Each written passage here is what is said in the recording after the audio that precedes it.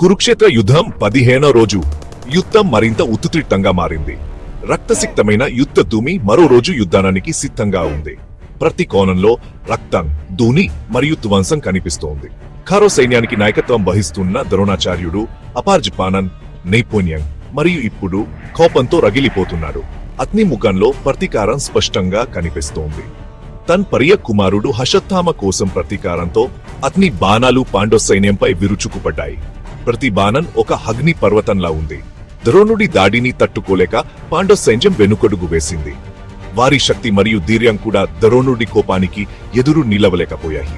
దుశ్యాన్ మరియు కోపంతో రగిలిపోతున్న ద్రోణుడు ప్రకృతి శక్తిలా ఉన్నాడు. అతని ప్రతి చర్యలో ఆవేశం మరియు బాధ కనిపిస్తోంది. పాండవ వీరులు వారి చర్యం ఉన్నప్పటికీ అతని కోపానికి ఎదురు నిలబడలేకపోయారు. వారి ప్రతి ప్రయత్నం విఫలమవుతోంది. మహాధనుర్ధారి అర్జునుడు కూడా ఓడిపోతున్నట్లు అనిపించింది. అతని ధైర్యం మరియు నైపుణ్యం కూడా ద్రోణుడి ప్రతీకారానికి సరిపోలలేదు. భీముడు తన అపార బలంతో కూడా ద్రోణుడిపై గెలవలేకపోయాడు. అతని శక్తి కూడా ద్రోణుడి కోపానికి ఎదురు నిలవలేకపోయింది. పాండవుల విధి ఒక తాడుపై వేలాడుతున్నట్లు అనిపించింది. వారి భవిష్యత్తు అనిశ్చితంగా ఉంది. సూర్యుడు అస్తమిస్తున్న సమయంలో యుద్ధ భూమి అంతా పొడవైన నీడలు పడుతున్నాయి. పాండవులలో నిరాశ ఆవరించింది. వారు ధైర్యంగా తీవ్రంగా పోరాడారు, కాని ద్రోణుడు అజేయుడిగా కనిపించారు. ధర్మరాజు యుధిష్ఠిరుడు తన సైన్యం వెనుకడుగు వేయడం చూసి చింతించారు. అతని సోదరులు చెమట్ మరియు దుమ్ముతో నిండిన ముబాలతో తీవ్రంగా పోరాడారు, కాని అది సరిపోలేదు. ద్రోణుడి దుఃఖం అతన్ని వినాశనకరమైన శక్తిగా మార్చింది. మనం అతన్ని ఓడించలేము అని భీముడు నిరాశతో అన్నాడు. సాధారణంగా ప్రశాంతంగా ఉండే అర్జునుడు కూడా భయంతో చూస్తున్నాడు. బాధ్యతతో కుంగిపోయిన యుధిష్ఠిరుడు కృష్ణుడి వైపు తిరిగాడు. వారి సారథి దివ్య వ్యూహకర్త జిల్లప్పుడు వారికి మార్గనిర్దేశం చేసేవాడు. కృష్ణుడు అలసిపోయిన యోధులను చూస్తున్నాడు. యుద్ధ సభలో నిశ్శబ్దం ఆవరించింది. అందరి చూపుడు కృష్ణుడిపై ఉన్నాయి. ఆయన మాటలు వినడానికి ఆసక్తిగా ఎదురు చూస్తున్నారు. ఈ అసాధ్యమైన పరిస్థితికి పరిష్కారం కోసం ఎదురు చూస్తున్నాయి. ప్రతి ఒక్కరూ తమ మనసులో ఒకే ప్రశ్నతో ఉన్నారు. ఈ యుద్ధంలో గెలవడానికి ఏదైనా మార్గం ఉందా? కృష్ణుడికి ఒక ప్రణాళిక ఉంది, కానీ అది నీతికి సంబంధించినది. ఈ ప్రణాళికను అమలు చేయడం సులభం కాదు, ఎందుకంటే ఇది నైతికతను ప్రశ్నించే ఒక మార్గం ఉంది అని కృష్ణుడు మెల్లగా అన్నాడు. కాని దానికి ఒక మోసం అవసరం. యుధిష్ఠిరుడు కలవరపడ్డాడు. అతని మనసులో అనేక సందేహాలు, ప్రశ్నలు తలెత్తాయి. కాని వారికి వేరే మార్గం ఏమిటి? వారు ఈ యుద్ధంలో గెలవాలంటే కృష్ణుడి ప్రణాళికను పాటించాల్సిందే. ద్రోణుడు అజేయుడు మరియు వారు ఓట్మి అంచున ఉన్నారు.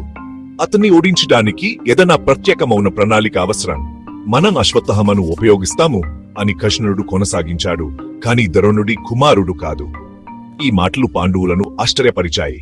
అశ్వత్థామ మరణం గురించి పుకారును వ్యాప్తి చేయడం, ద్రోణుడి స్ఫూర్తిని దెబ్బతీయడం మరియు అతన్ని బలహీనపరచడం ఈ ప్రణాళిక.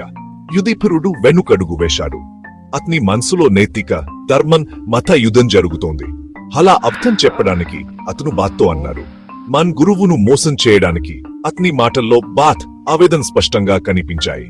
అతను తన ధర్మనెక్కను, హర్మానికి, తన అచంచలమైన కట్టుబడిని గర్వంగా భావించాడు. కాని ఇప్పుడు ఈ యుద్ధంలో గెలవడానికి అతను తన నైతికతను పక్కన పెట్టాల్సి వస్తోంది. ఇది అతనికి చాలా కష్టమైన నిర్ణయం యుధిష్ఠిరుడిపై ఒత్తిడి తెచ్చింది. అతను తన ధర్మాన్ని పాటించాలా లేదా వ్యూహాన్ని అనుసరించాలా అనే సందిగ్ధంలో ఉన్నాడు. ధర్మపరుడు అయిన అతను అలాంటి మోసాన్ని సహించగలడా? అతని మనస్సు ప్రశ్నలతో నిండిపోయింది. అతని హృదయం అతని మనస్సుతో పోరాడింది. ఒకవైపు అతని ధర్మం, మరోవైపు అతని కుటుంబం. ఒకవైపు సత్యంపై అతని అచంచలమున్న నమ్మకం, మరోవైపు అతని సోదరుల విధి, అతని రాజ్యం భవిష్యత్తు. అతను తన రాజ్యాన్ని రక్షించాలా లేదా తన సూత్రాన్ని పాటించాలా అనే సందిగ్ధంలో ఉన్నాడు. వేరే మార్గం లేదా కృష్ణ? అతను నిరాశతో అడిగాడు. మనం అలాంటి వ్యూహాలు ఆశ్రయించాలా? అతని ప్రశ్నలు కృష్ణుడిని కూడా ఆలోచనలో పడేశాయి. వారి గురువును మోసం చేసే ఆలోచనతో అతని హృదయం బాధపడింది. అతను తన గురువును మోసం చేయడం అంతికమని భావించాడు. కృష్ణుడు యుధిష్ఠిరుడి భుజంపై చేయి వేశాడు. అతని కళ్ళలో నమ్మకం కనిపించింది. ధర్మ మార్గం ఎల్లప్పుడూ సులభం కాదు యుధిష్ఠిరా, అతను దృఢంగా అన్నాడు. కొన్నిసార్లు ధర్మవంతులను రక్షించడానికి అసాధారణ మార్గాలను ఆశ్రయించాలి. యుధిష్ఠిరుడు చివరికి తలపాడు.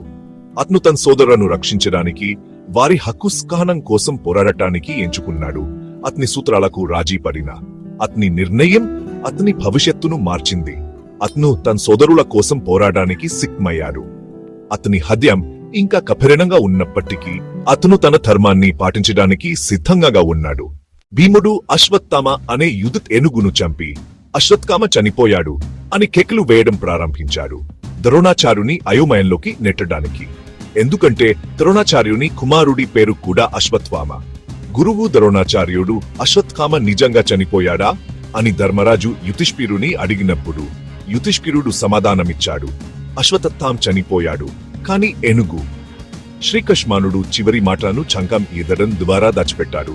అందువల్ల ద్రోణాచార్యుడు ఏనుగు అనే మాట వినలేకపోయాడు మరియు అతని కుమారుడు చనిపోయాడని అర్థం చేసుకున్నాడు. తన ఏకైక కుమారుని కోల్పోయిన ఆలోచనలతో ద్రోణాచార్యుడు తన ఆత్మవిశ్వాసాన్ని కోల్పోయాడు మరియు కడ్డు మూసుకుని యుద్ధరంగంలో కూర్చున్నాడు. నిరాయుధ్ ద్రోణాచార్యుని చంపడానికి ఈ బంగారు ఆకాశాన్ని చూసి ద్రౌపది సోదరుడు ధృష్టద్యుమ్నుడు తన కత్తితో అతని తల నరికేశాడు. ద్రోణాచార్యుని మోసపూర్వకంగా చంపడం నిజంగా మహాభారత యుద్ధంలో ఒక కీలక మలుపు. ఈ రోజు పాండవ సైన్యం యుద్ధంలో పూర్తిగా విజయం సాధించింది. ఈ వీడియో నచ్చితే లైక్ కొట్టండి, మీ ఫ్రెండ్స్ అందరికీ షేర్ చేయండి. మీకు ఏమనిపించిందో కామెంట్లో చెప్పండి. సబ్స్క్రైబ్ చేయడం మాత్రం మర్చిపోకండి.